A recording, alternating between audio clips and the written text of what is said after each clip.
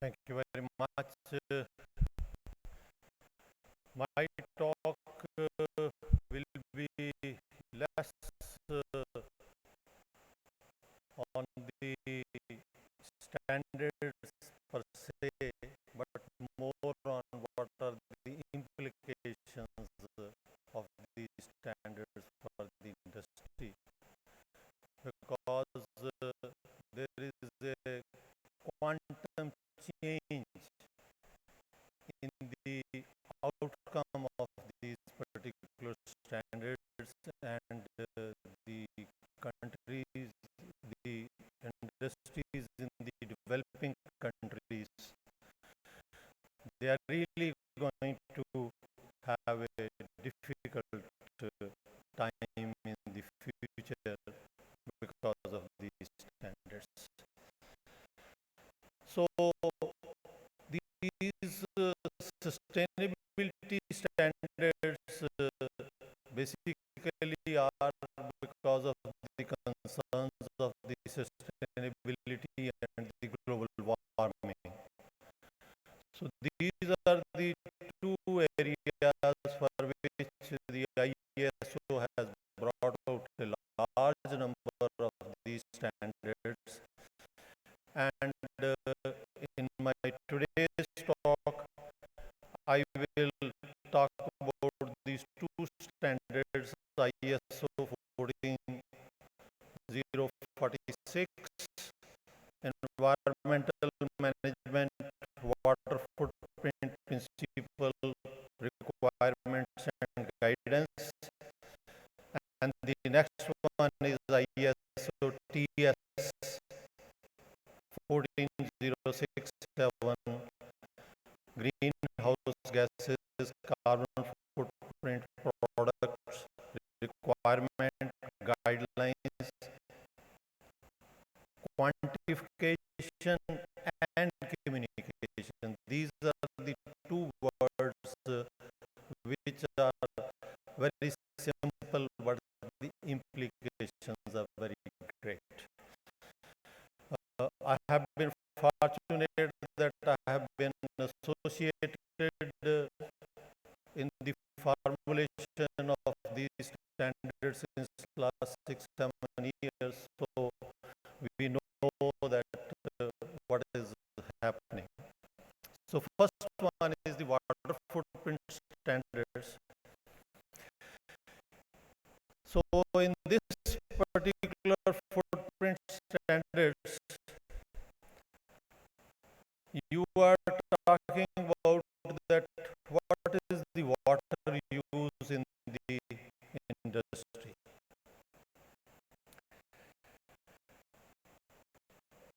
But here there is an implication. My previous speaker has only said that in the 14,001, it is only the perspective of the life cycle assessment, but in these particular standards, life cycle assessment is a most important component of these standards. And apart from the other standards, for example, the carbon footprint about which I am going to talk,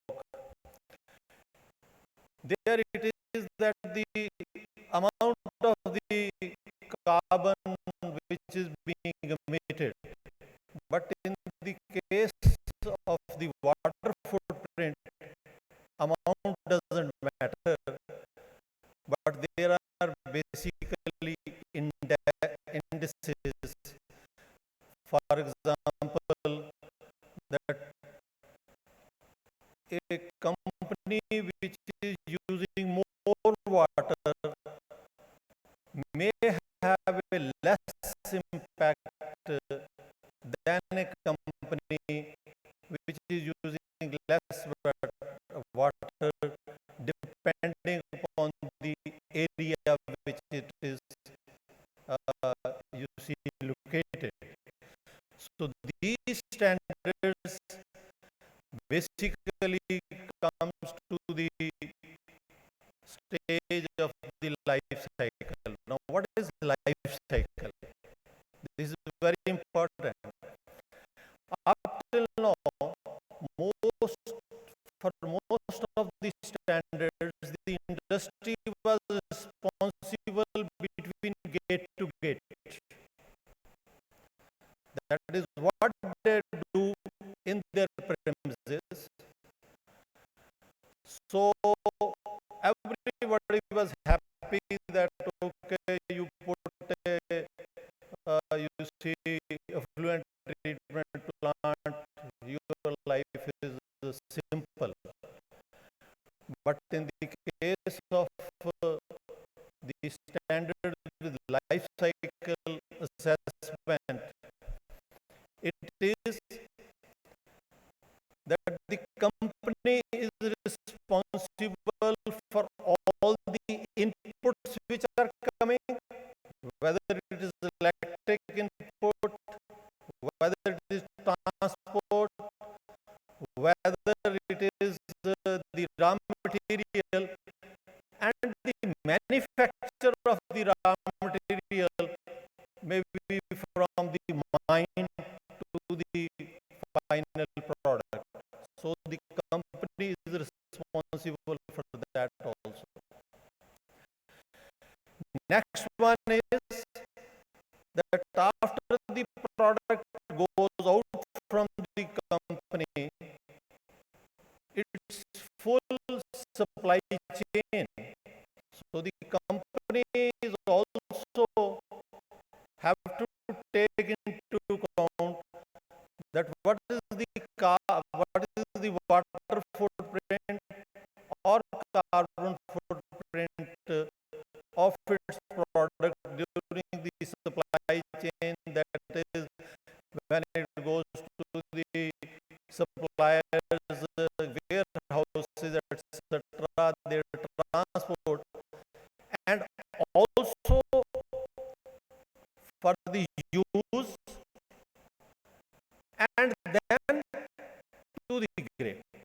So it is basically from the cradle to the grave. So company is not only responsible for its product only within its gate to gate, but from the cradle to the one, and that is where the real, you see, thing starts. So a new perspective has to be taken into account. In the case of the water footprints, there are indices. That is, whether it is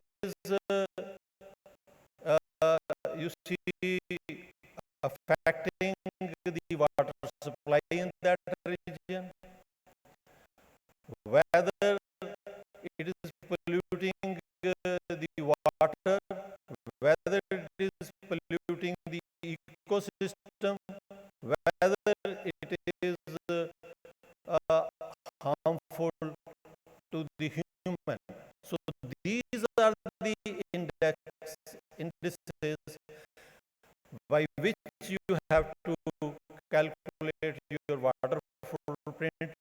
It is not only that how much water you are using.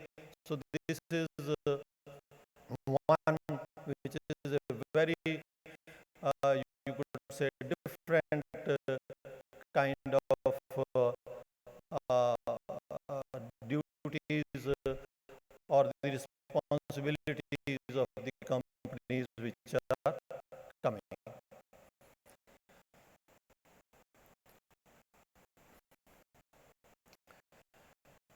Already in India, we are in the stress zone.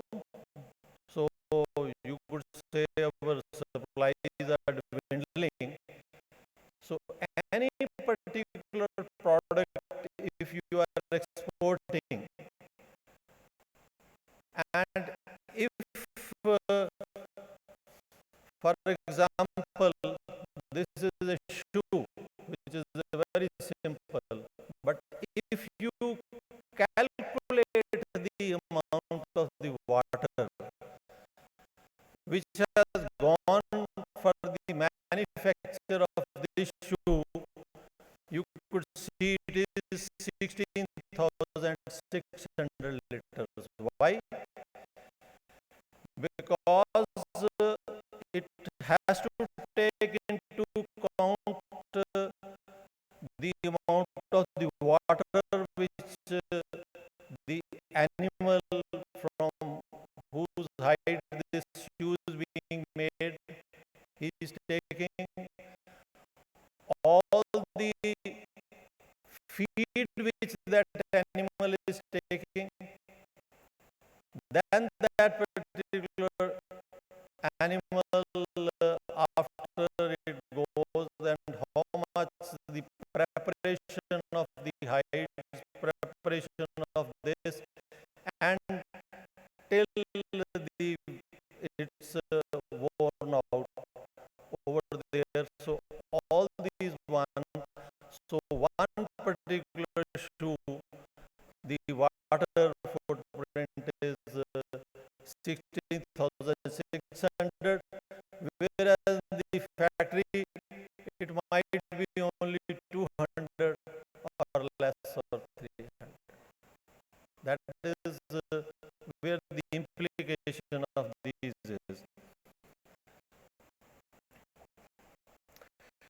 Next one is the sugar. So any particular product which is using sugar as one of, for example, syrups, etc., the footprint of 1 kg of sugar is 1500 liters of water. You have to add that into that your carbon, your water footprint in order to find it. And India is already in the scarcity zone, so the location of industry is very important. So if you are in the water stressed area, then your water stress component is more. So the amount of the index which is going to become, it becomes the bad. So the locational part of the industry is also very important. So these are some of the you see important points which you have to take into consideration. Then we go to the carbon footprint. Same thing is there. That is the greenhouse emission gases which are over there, and so the carbon footprint basically is the total amount of the greenhouse gases which are emitted directly or indirectly over the end of the you see life of the product, for the full life cycle from the cradle to the grave. And you see these are not depending upon it is not only carbon dioxide. It is that all these particular gases which are known as the greenhouse gases, that is methane, nitrous oxide, CFCs and FC.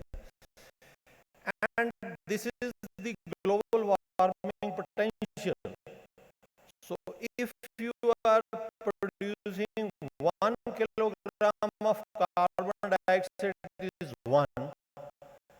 But if you are producing 1 kilogram of methane, it is 21 kg of carbon.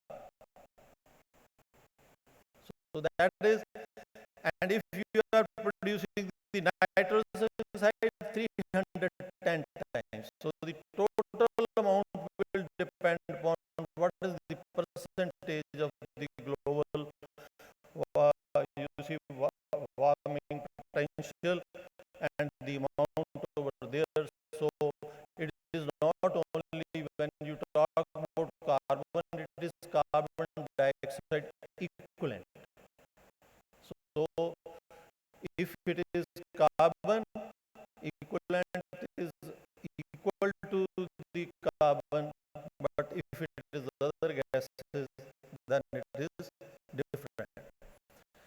Now this is a study of the you see Coca-Cola. You will find that the maximum part of the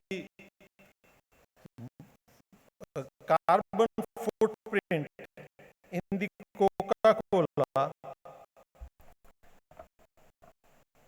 the manufacturing is only very little. If you could see that particular green, rest of it is either bottle, either distribution, ingredients, or the other you see outlooks over there. So although gate to gate is only very small, but if you look at the carbon footprint of the total Coca-Cola bottle, that what is the you see carbon footprint when the plastic bottle is being made, wrapper is being made, and the ingredient sugar. For example, tomorrow it is going to affect the industry very much. You see, take the case of sugar. If you purchase the sugar which is manufactured in USA, it is 190. In India, it is 210. In Pakistan, 280. In Brazil, it is still lesser over there. So tomorrow, the products which in the India you are making, they become redundant. People might like to, in order to reduce their carbon footprint, may start importing it from the others. So this is one of the implications over there. So this is studies of the, you see, which have been done, where it is that for 60, 70 companies, they have found out that is gate to gate is only 25%. In majority of the cases, there could be a specialist cases, but the gate to gate emissions is only 25%, less 75% is not under your control. And especially for the developing countries like India, this is the biggest problem. For example, electricity is not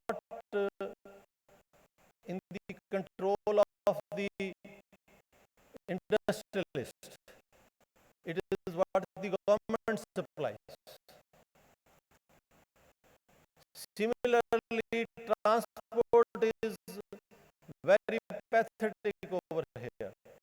He has no control. Raw material which is coming, it is also being produced with the very inefficient methods. So with the result that the carbon footprint of the products which are going to be produced in India is going to be very high, and the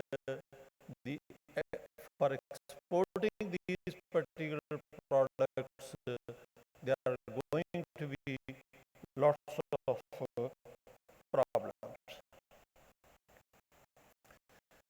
I give you the example. I did a calculation that the carbon footprint of methane for the electricity in India and in France, we have around we have 0.0164, and whereas France is sorry, this carbon is only 900, and now it is 823, because a lot of new component is coming in Indian electricity.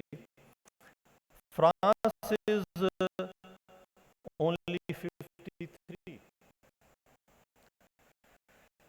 Similarly, we have seen that if we transport, for transportation of the product from Delhi to Bombay, whatever is the gas emissions which produced in India is 2.5 times more for the same distance in any developed countries, because after every 10 kilometers there is a check post, the roads are bad, the trucks are very bad.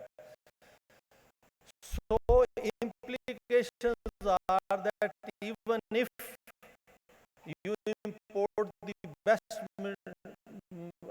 you see equipment from any country in the world, you import the best material from the world, but these imports are going to make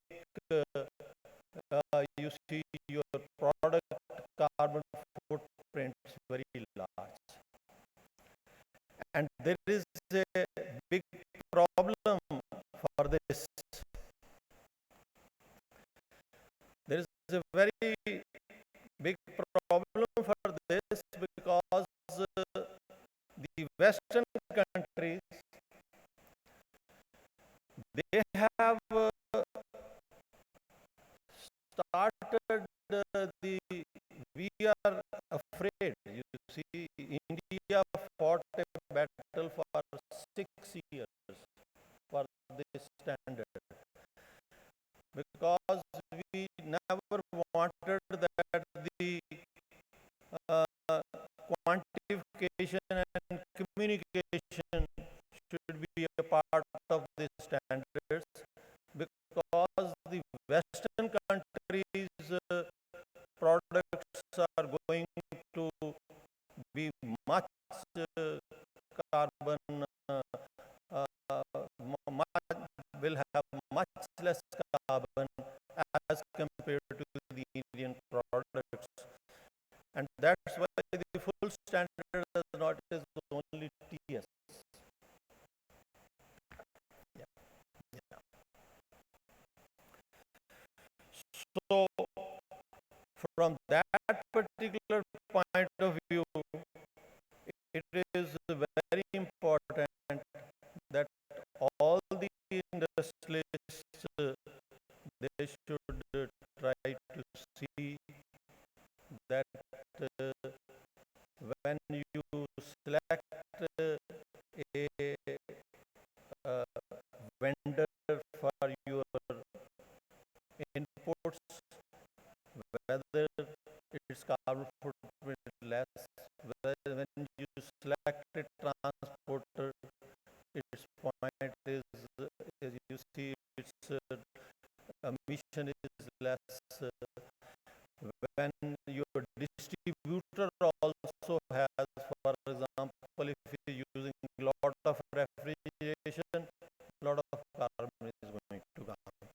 And it is not difficult. So you have to, I have given you see this last graph, which says that you can reduce your carbon footprint and water footprint, provided you have to take care of your raw materials, your distribution, and use, and even in the design.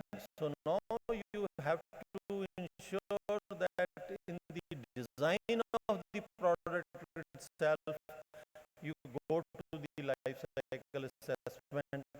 Otherwise, the future of Indian industry is going to be little bad, because the European Union already started with, I predicted that 3 years ago, that there will be a border carbon tax. So civil aviation tax is already there. The marine already there. And third one is going to come as the carbon, because what is happening is that the developed countries have found that the industry, because of the stringent environmental rules, the industry is shifting to India and China and other countries, and they call it a leakage. So in order to stop this, they are going to calculate that this is the amount of the least amount of the carbon which their industry is producing, any particular product which is coming into the European Union, UK, or any other country. If it is more than that, there will be a counter tax of the carbon over there. So these particular points has to be taken by the industry. So the time is going to running out, and we have to ensure that the and for that industry one has to go to the PCRs. That is, if you are making the same product, 10, 20 industries can join together and bring out the you see the databases, etc., so that for getting the carbon